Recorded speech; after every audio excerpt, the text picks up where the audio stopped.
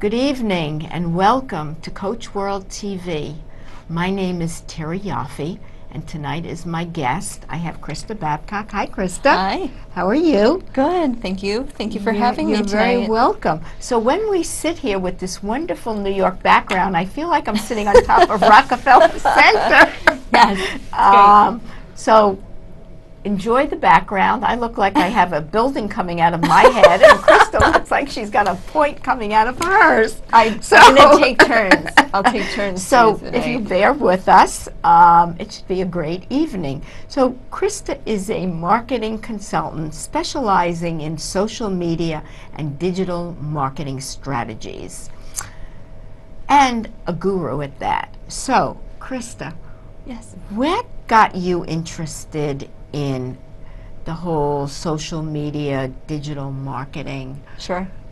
It's a great question. Social media, when we think of it, is such an interesting combination of technology and marketing as it's been.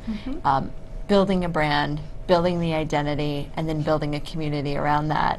And so as a result of that, and just an interest in consumer psychology, it just wove into one, and that was a natural move right into it. Well, how did you know that? What was the aha moment? So give us a little bit of a synopsis of your background. Sure. And then where did the whole social media Sure. intersect Sure. with that background? Sure. So I started my career off in consumer marketing at Sirius XM Radio, and during my time there, I got really involved on the consumer marketing side, and in addition to that, working with our retailers.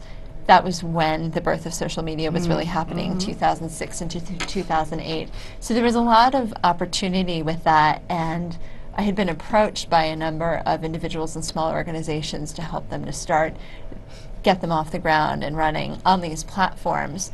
And it was just such an interesting opportunity to connect these specific entities with other organizations that they wouldn't normally connect with, both within their industry and outside of that, to grow their business. So it was a tremendous opportunity. It also opened up a live connection on the consumer's point of view to strengthen branding, to strengthen the identity, and of course customer relations, which is all again connected to marketing. So that was the natural step. And for those of us that are not so smart in this area, it's easy to learn. Yeah, dive a little bit more into what's in it for whether you're an individual or you're in an organization to have a well-oiled piece of machinery called social media, digital marketing, strategies. What's it going to do for them? I know I asked a few questions in there. So I think the individual piece is so tangible, because even for an organization, on the consumer branding side, an organization does sometimes look like an individual or a single entity to a consumer. So when we think of individuals and what's in it for them, we think about identifying, creating an identity and creating opportunity, and looking for opportunity in a very organic way through these channels. So if you take Twitter, for instance, you all of a sudden open the opportunity for an individual who's looking perhaps to start a small business, create an ecosystem, find interest in the environment out there. It's a great way to test market what you want to sell, what you think you want to do, and in addition to that, in a very meaningful way, build a following of individuals or companies who are interested in what you have to offer. So in terms of acquisition and finally closing a deal, if you will, when you start a business, you can already have what you would call that pipeline built in a very productive way, so that when you're finally talking to that audience, they're willing to hear from you. And it makes that pipeline really worth something at the end of the day. How, I mean, you know, I go back to thinking about creating a brand either doing some PR or Right. slapping some advertising into Right. it or word of mouth. Sure. You know, that's like, if you think about it, it's like the horse and buggy. Right. No, well, compared it's to relevant. what's there today. Sure. Sure. It's so overwhelming from my perspective because I'm not very good at it. The social side. Yeah, the Oh. social media side. That how would someone think about, you know, when you talk about it, it kind of rolls off your tongue because you're so entrenched in it. Sure. And it's so much part of your being. Sure. But for those people like me, where it's not, can you break it down to what small steps somebody could take? Sure. So it's not overwhelming. Sure. So I think that's the best part. That actually of the plan. So there's the digital marketing plan and all the elements for that.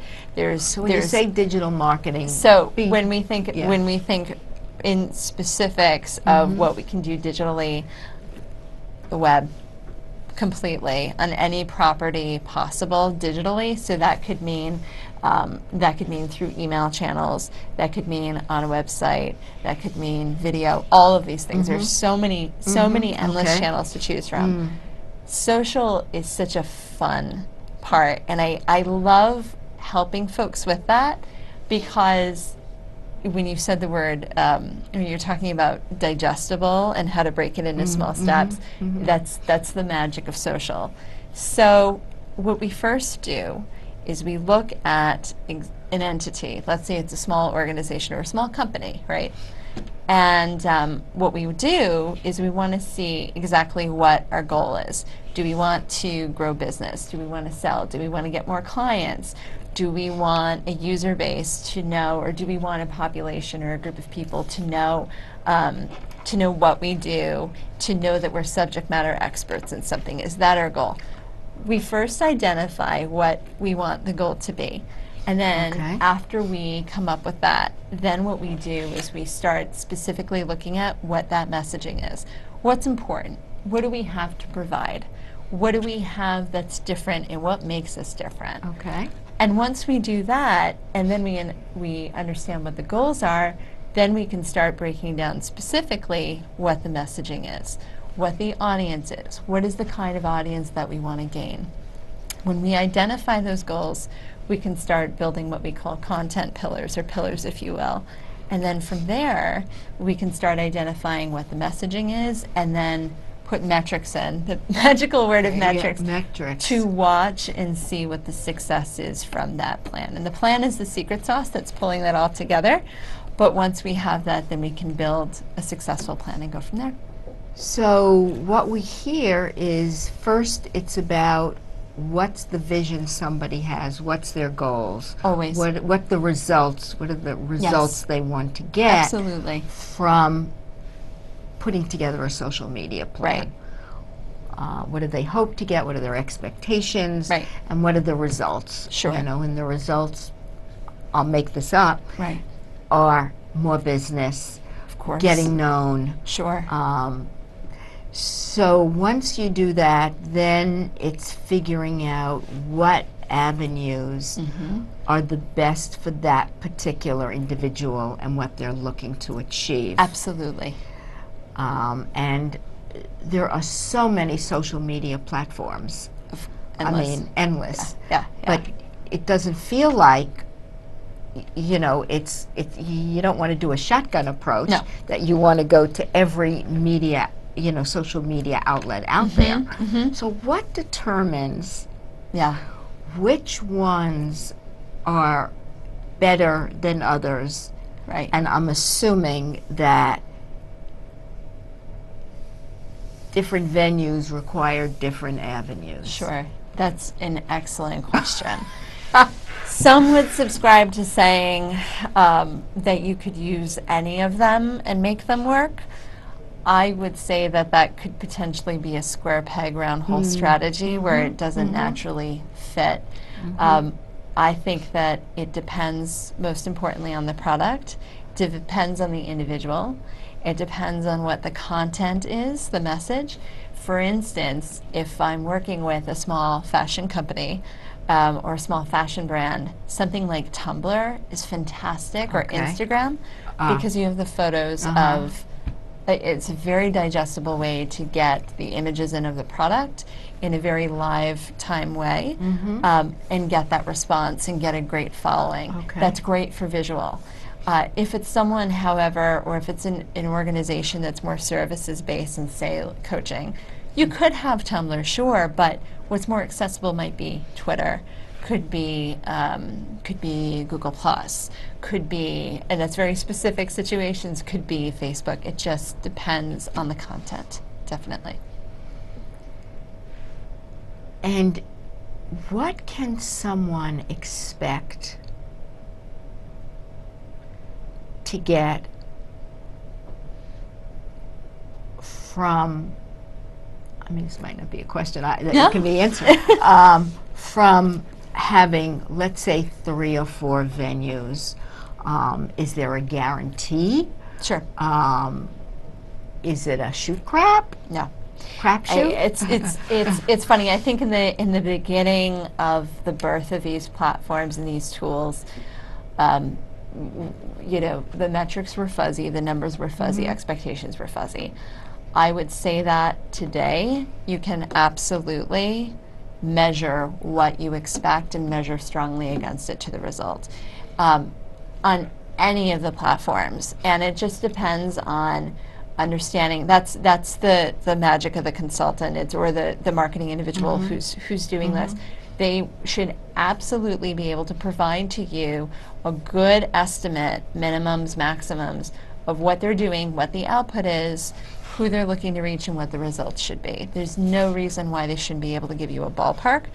And sure, there are examples where metrics are far beyond what your results are far beyond what you expect, which is great. But even then, there should be ballparks based on factors of timing or audience. You can get that pretty easily. And for each avenue, such as Twitter, Facebook, LinkedIn, Google Plus, email, is the message going to be different in every case, dependent on that avenue? Like what works best on Twitter, what works best in Facebook, what works best on LinkedIn? So you can, the answer is yes on both sides. You can use the same content on each platform. So let's say we have an inspirational thought of the day. That's certainly something you can share across different platforms. However, we think about how we capture that message. So maybe the time of day is different. Maybe if it's something like Facebook, we decide that in addition to the quote, it's better as an image. You'll get more followers as an image. You'll get more attention in the newsfeed as an image based on the prioritization. It just depends on that mix of the platform, but you can repurpose it. At the same time, there's some content that definitely doesn't translate. For instance, there's a limitation of how long, how many characters you can have on Twitter. Or you know that long form doesn't fit, or you're just not going to digest it all on something like Facebook, right? So that's something to take into consideration, and then from there you can plan accordingly. I want to kind of go back to the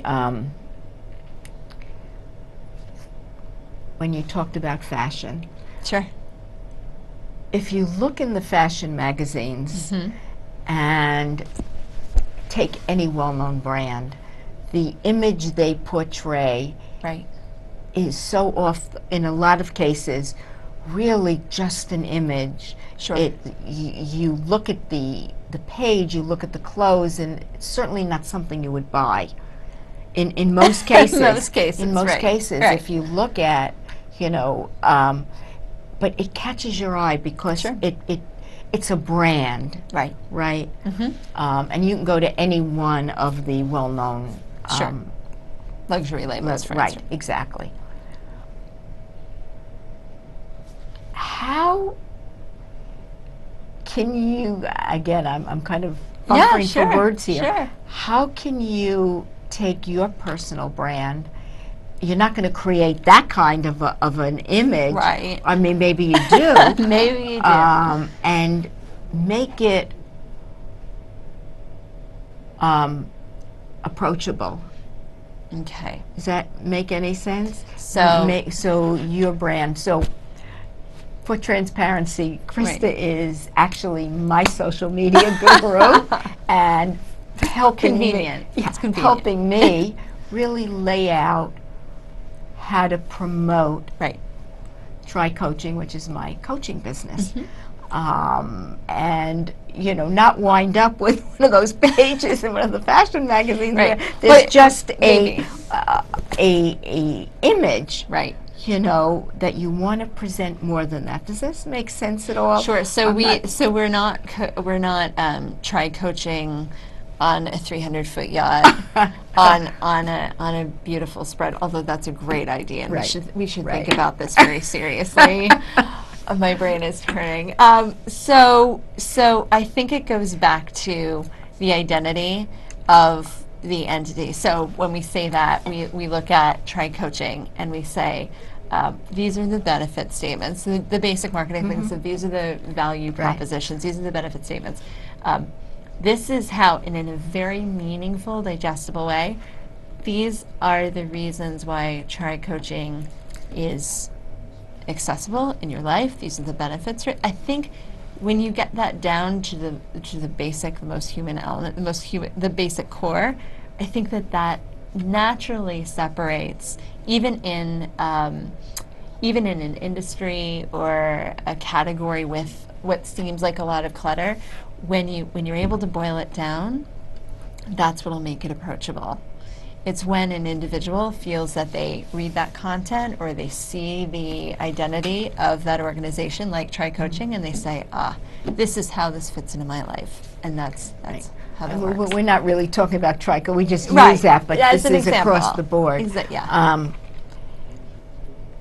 It's very overwhelming. I mean, for you it's not. For somebody like me, it's very overwhelming. We'll get you there. Yeah. And it's certainly being used. Is there one or two or three social media sites that are more important than Instagram or Tumblr or I don't know what else is out there that I've probably never heard of? Right. I think, the folks that work on at those platforms would argue that theirs are important. I'm not saying they're not important. But I think it depends, first of all, on on exactly what you're selling. It depends on, again, what the ecosystem is of the kind of followers that you're looking to get. I think that Instagram and Tumblr, for instance, are fantastic, like I said, for fashion or for something, for a consumable, fragrances, beauty, things like that. Phenomenal. I think that you had mentioned it before, but LinkedIn, fantastic for small business. It's such a fantastic platform. They just started, they just made accessible in the last 6 months their publishing platform. So folks can now go in and publish their own content, kind of like a blog. So you can do your own post within LinkedIn. And it can be about anything. I mean, not literally anything, hopefully, but it can be about anything specifically that you have subject matter expertise in. And it's such a great way to share. You share it, it pushes the content to your followers, which your followers, by the way, are your LinkedIn connections. And then from there, based on that, there's another step where LinkedIn can share based on that. So your followers can share, your community can share, and it's just a great way to get noticed. So this is a lot about really taking personal branding and marrying it to the whole social media, digital marketing arena. Right. So that you create just another playing field for yourself. Sure. What about organizations Right. as well? Would So- that just roll over to the same, or that might be a very different strategy? So if we're talking about organizations, it depends on the organization. Right. Nonprofits are, I mean, you can have phenomenal success with any organization at these channels, and using these tools. But if we think of the idea of nonprofits are able all of a sudden in a very affordable way to access local communities, access users that they wouldn't necessarily be able to. An example of that would be Foursquare/Swarm. Foursquare just had a rebrand, a little bit of a change there, which is fantastic. And there you can use tools like that to find folks in your area if you're a nonprofit. Let's say you have people coming into Central Park. You can see that they're in Central Park. You can use that to drive engagement and find those folks to drive to your specific entity, depending on how folks come, how individuals come into those areas. I think, and for any organization, any company, fundraising for nonprofits, it's fantastic. If you're a startup, what a great affordable way to drive business. You can all of a sudden, in an affordable way, segment based on geography, segment based on just interest, segment based on when people mention a topic that's relevant to you. That's live time. You can see the context. It's incredibly valuable. So in today's world of social media, definitely, and certainly people using their devices, and there's a lot of marketing and branding that goes on mobiles, right? Yep. Mobile apps. Sure. Is there any organization that you think that would not benefit from social media? Oh, all of them would. I mean, some that have It's not biased. It's that, and I hear this from individuals, and so sometimes I work with executives who say, within organizations that are very cautious of using social media because they're cautious about building guidelines of what they should share. I think that organizations who don't use it are losing out. It's a voice, it's a channel, it's a way to connect with consumers in a dimension that you wouldn't normally think about. And it's almost like going back to your advertising, your mention of advertisement. It's as if you had this blank slate and this space that you could put this great advertisement in that no one else has, right? How could you possibly pass on that opportunity? Are there organizations that don't use social media that you might have heard of? Or is everyone using it from whether you're a Fortune 500 or you're the tiniest startup? Sure. There are folks out there that are escaping my brain at the moment that You don't have I'm to shocked, name names. that I get shocked by in certain categories. And you have to understand, actually some make sense because of either government regulation or and so there's some real logic to that. There are some organizations, depending on the business category or the industry vertical, where I don't see it as much, and I really look forward to the day when they do. To seeing these folks get themselves embedded in it. Yeah.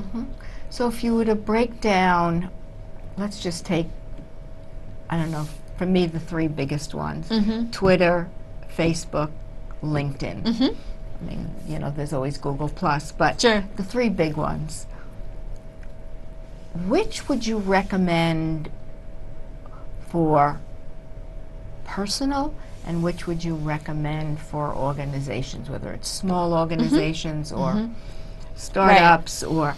So what's interesting is that the competitive landscape for each of those platforms has changed, where each one of those, Twitter, Facebook, and LinkedIn, used to be segmented much more based on the use case, based on how they would be used, or based on timing, and based on audience. Today, all three are extremely competitive, and the answer is that all three would be important for both individual and organization. That said, each of those organizations have gone through changes in their strategy for supporting each of those. So it's important when you build a strategy to do your homework on what the metrics are. For instance, Facebook has very specific algorithms for how they share your information and content in a newsfeed. So it's important to do your homework and see if there have been any changes so that you make sure that your audience does see your content the way you want it to. Same with all of them. But that said, I think it's absolutely important to have it on all of them today. So I understand Twitter. I understand more LinkedIn than any the other two. Facebook, what's an advantage to using a Facebook where you might have, I don't know, 500 or whatever the amount of followers you have? What would you put on Facebook that, you know, I can see LinkedIn. What would you put on Facebook? Right. It's a very different mindset in what's written on Facebook than, which is more homey, this is what's happening, over the fence gossip, if you will. I love that. I love that. A LinkedIn, which is really tailored for business, or Twitter. So it's interesting, there are a lot of B2B organizations that use Facebook today. And they use it very successfully. And I'll give an example of that. So publications like McKinsey Quarterly use Facebook to share news. A lot of news organizations use Facebook today to both promote, Wall Street Journal does it, to promote their content and also to promote subscription sales, And they have their feed set so that there's a very specific way that they insert. Just like advertising, there's a very specific way and rules set in which they insert their promotional campaign. It would be, you know, large organizations do it. For small organizations, similarly, it's about the content you can share. The type of content can be in some ways the same that's on LinkedIn. Obviously, you can't share the long form publishing content like LinkedIn has. You can technically share it on Facebook, but it's just not accessible based on the way it's built. On that note, we are almost out of time. Oh my gosh. Yeah, I know. So we have a couple of more seconds, but I didn't want to end the show without thanking you. Thank you. We could have gone on and on for all this juicy information. So thank you very much. Thank you so much for having me. And I just want to thank the audience.